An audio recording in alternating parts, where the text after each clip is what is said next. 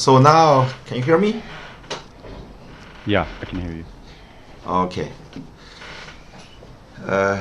As usual, please introduce yourself to our audience. John, please. My name is Joe Martins, and I'm a former software engineer and marketer, business analyst, technical writer. Uh, I spent years, almost 2 decades, working with Fortune 500 companies and also startups in the tech industry.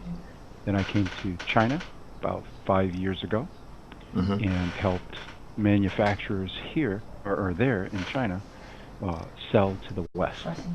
And over the past year, I took all of my skills and began helping people throughout China to improve their conversational language. So that's what I do these days is help people communicate better in English in China. Okay, it's my turn to introduce myself. My name is Lyu Guo, the founder of Suntrans. 20 years ago, I graduated from Northwestern University and taught a senior high school university for 3 years, and also at the same time studied English for 3 years for my second bachelor degree at Yanliao University. After that, I came to Beijing at the China University of Geosciences. I studied geology, and later I went to the United States to study for my PhD in Miami University. And also, when I came back to China, I finished my postdoc at Peking University, and also I worked for China Geological Survey and the globally largest mining company BHP Billiton. And today we will have in the past 10 years, I have been in more than 30 countries to help Chinese companies to purchase mines and oil fields, and we have a translation company located in Beijing at the gate of Tsinghua University, and also have a consulting company in New York. Besides that, we have separate branch offices in Toronto, in Canada, and in Uganda, in Africa, and Lahore, Punjab province in Pakistan. And so anyway, we on the one hand we provide translation services for our clients from in the industries of petroleum and mineral resources, and at the same time we organize a lot of international conventions and conferences regarding translation and mining investments. So, and recently, maybe about 2 weeks, since 2 weeks ago,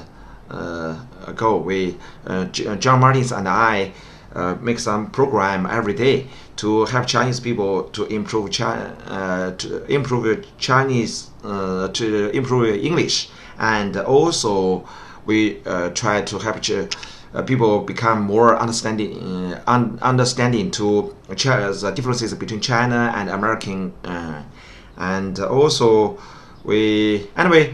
Let's move to today's topic. At the very beginning, would you like to tell me, John? Would you like to tell me why you choose today's topic, the Great American Wealth Illusion? Okay. So I chose this because when I came to China several years ago, one of the things that was very interesting in my conversations with everyone is that they Hollywood and television have made American perception of Americans and America very specific, as a very wealthy, technologically advanced nation. Mm. And while some of it is true, the reality is a little more complex. Yeah. And when I tell people in China it isn't quite what Hollywood presents, they can't believe it. Wow, they expect, for example, New York City to look like Shanghai, and it doesn't. It's much older city. So this presentation is about specifically American wealth. Many people in China probably have an impression of how much money and prosperity there is in America. And I want to balance that so that not only can they learn some of these English terms, but also learn a little bit about American wealth along the way. Okay. Let's now let me also give our audience a few maybe 20 seconds to forward our links to our WeChat group or our friends. 那么今天呢，我跟 John 是在这儿做节目，那也欢迎大家把我在你直播的右上角那3个点，你可以转发到朋友圈，或者让更多的人受益。那么现在给大家10到30秒钟的时间，可以做一些转发，感谢大家。那么我和 John 在这儿做一些节目，帮助大家提高外语，了解中美文化，以及了解各国的这个趋势和最新的信息。感谢大家的捧场，我看到已经有46位朋友已经进入了这个直播间。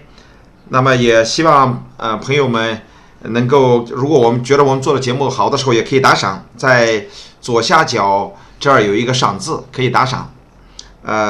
也欢迎大家多多转发，帮助更多的人提高外语，以及提高对国际的最新的这些信息的认知。新到的朋友也可以在这儿签到，你可以写上你的姓名以及你的单位。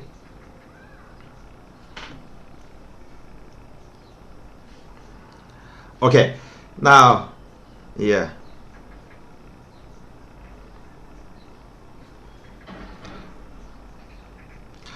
Okay. Before, I think, before you talk more about the recent news, I want to give you about my impression. American is poor or rich.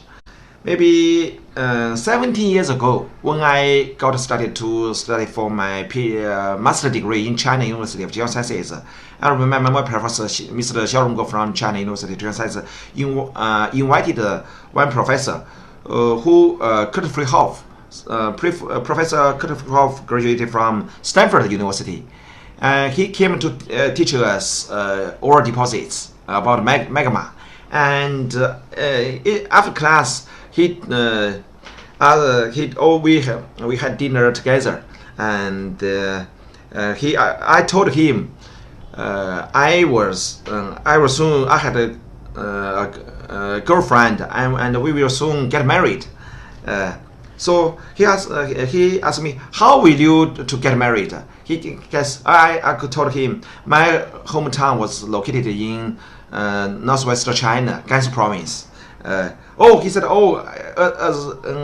I remember it's very poor. I said, yes, economically not very rich. He said, most likely you will ride a donkey and with your wife and together go to your home. I said, no, we have car. He said, I don't believe. From movies we can see Chinese people or get married in some ways, but especially most places are very poor in rural areas. And another impression, he said, Chinese people are very good at kung fu, very strong, like Jet Li or somebody. They can jump. They are able to jump from one bamboo to the other one. That is, I guess, he told me he watched the movie 卧虎藏龙. Means a lot of very talented people. So in some degree, we can say movies will influence people's recognition. Or the country is poor or rich. Anyway, so maybe sometimes it's not true. Nowadays, everyone have to admit that American still is number one. All of the world, everyone know the country is very rich. And these days, when maybe a lot of tragic things happened in America, especially economically. So now, please talk about your opinions. And your first topic is about what's an American. Okay, please, John, it's your turn. Yeah, so let me start by saying that I want to define what an American is, because I think sometimes people have, again, an impression of an American based on movies and TV. Yes. The first thing is that the ancestors of modern Americans are from all over the world, Yeah. everywhere. There is not a country or continent on this planet that doesn't have someone that now lives in the United States. And many of them are multiple generations. Yeah. So you will find Chinese American families, Japanese, French, English, Scottish, everywhere, Turkish. And so we call it a melting pot because all these different ethnicities and nationalities coexist. Yeah. That means point two is you end up with a diversity of beliefs and attitudes about. Yesterday we talked about raising your children. Yes. We've talked about other social issues like education. They have attitudes about that are based on their culture back home. Yeah. And so, as a country, one of the challenges with a population like that, when you have 327 million people from different backgrounds, is finding a common ground where everybody, you don't necessarily always get what you want, but we find somewhere in the middle where many people are happy or more happy. And so that's the second thing. It's diverse. Financially, it's also very diverse, but not in a good way. In the past 60 years, we went from a society that had lower, middle, and upper class that was fairly distributed, to a society today that is almost the same as American society in the 1920s, before the Great Depression. Meaning there is a very tiny percentage of extremely wealthy people. And there is an enormous percentage, about 90%, of poor or low-income people. Yeah, so I remember there is a principle that is 20% maybe occupy 80% of the treasure or of the whole country, and 80% just own 20% of the treasure. It's even worse. Even worse. Worse. Very few people. Even worse now. On the top of the pyramid, a lot of people are billionaire, very rich, extremely rich, but most of people are extremely poor.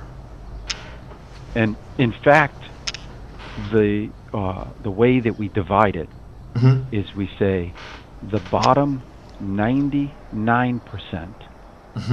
Then there's the top 1%, and then there's the top 0.1%. Yes. And that top 0.1% is massively wealthy, hundreds of times more wealthy than even the top 1%. Yeah. So think of it as billionaires. Yeah. A handful of billionaires, more millionaires, and many, many poor to low income people. Yeah. So financially, America is very diverse. And then we are also what I call debt and fear driven.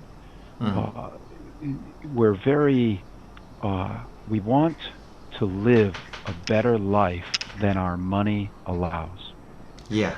So, if you only earn $100, Yeah. in the 1950s, that meant you had only $100 to spend. When Right. you spent it, it was gone.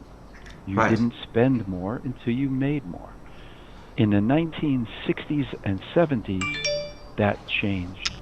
Credit was introduced, and that really changed American life. Many people believe for the worse, because now, instead of saving, many families are spending more than they make. Yeah. And we'll get into that a little later, but very, very debt driven. The next point, number 5, I say we're sort of religious. Yeah. Meaning, if you ask the average American if they are religious, approximately 3/4, 75%, will say yes. Yeah. But they're not really practicing. They're not active. It's somebody who identifies this way, but they're not what I would consider truly people of faith. Yeah. So we have that influences a lot of the rules and laws that govern the U.S. So, Yeah. even though there are Americans who aren't religious, there are many who are kind of religious. How many people are Christian believers and Catholic believers? Can you tell me roughly the number? I don't know the exact current number, but it's going to be in between 70 and 80%, because Catholicism is considered a part of Christianity. Yes, a branch. Yes. So if you take all Christians, they that say they're Christians, Yes. Again, they don't necessarily practice, but that they say they are. They represent in between 70 and 80%. Yes. And of that, there's probably maybe 10+%. I'd have to look up the number, but Catholic, and there are many thousands of denominations. So, and then 20% or so are either non-religious or agnostic. They don't decide either way. But it does influence American law. It influences American monetary policy. It is deeply rooted in the politics of America. Right. And the last point is Hollywood always picks the best stuff, right? You see the best dressed people driving the best cars in the best cities, living in the best apartments. That's not America. That's a tiny part of America. Not even this tiny. Yeah. This tiny. Yes. We know from the Bible that is the Matthew effect. Matthew effect mentions that the God will let the poor people become poorer and let the rich people become richer. So if you have very, very little goods, maybe the God will take it away.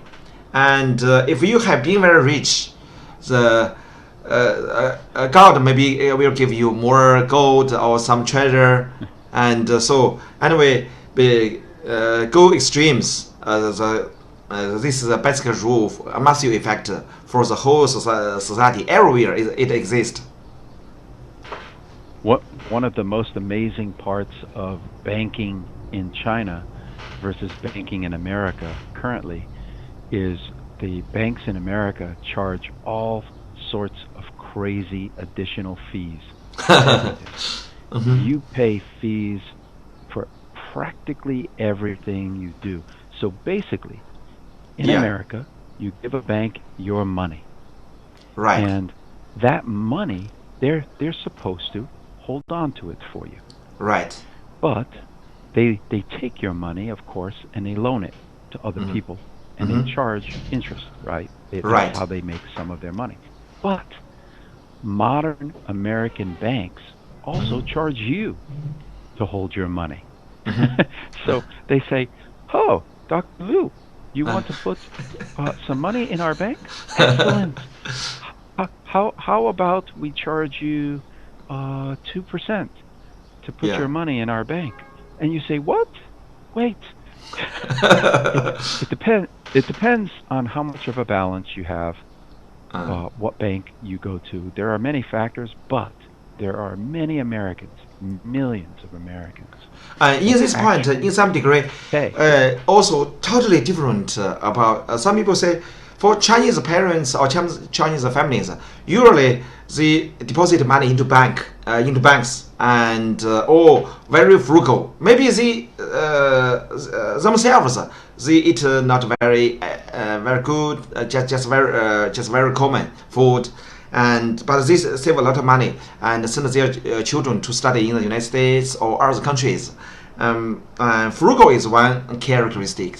The other is deposit money into bank. But for American, same. A lot of people even maybe spend some money in advance, get a lot of money from bank. So if something terrible happens, maybe they almost cannot survive. So their basic life opinions or life philosophy and for currency, for money, they are totally different between Chinese and Americans. In fact, think of it this way. Remember what I said Yeah, before. I said Americans are made up of many ethnicities, many nationalities. yeah, If you look at many Chinese, Japanese, Vietnamese families that come to America, hmm, they take that same frugal yeah, thinking to America. They save, hmm, they spend within their budgets. So there are millions of Americans who do who are frugal, yes, but there is a much larger number of Americans who aren't, yeah, and they spend more than they earn. So what I did was I wanted to include two slides, the next two slides, that basically show Hollywood yeah. Here versus is fiction, kind of the not a yes. So real the top life. slide, this one of them shows Yeah. the television show Seinfeld and Mm. Friends, Hmm. and of course the movie Rambo. Yes. And that's not America. I mean, yes, if I walked around in America long enough, I will Mm. find people like this. Mm. But that's not the average America that I live in every day.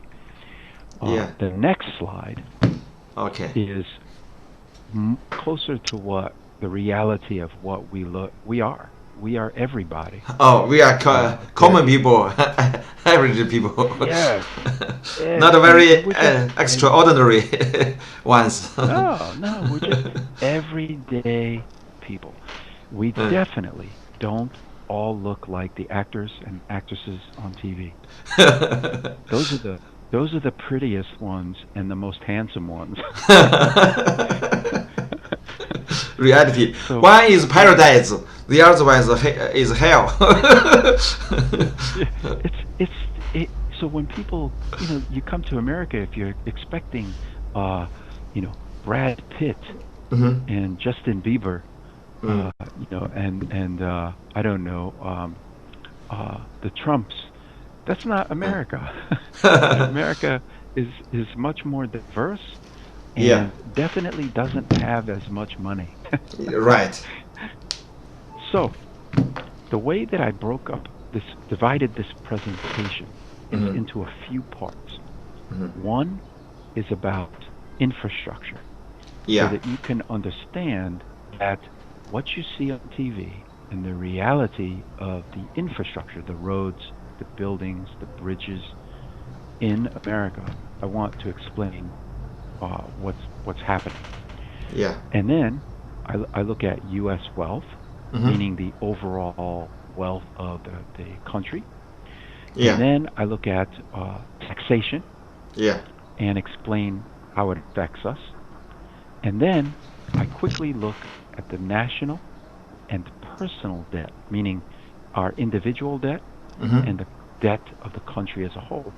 And hopefully, after you see this, you will have a better understanding. It is, don't get me wrong, as a nation, it has a lot of wealth, Yeah.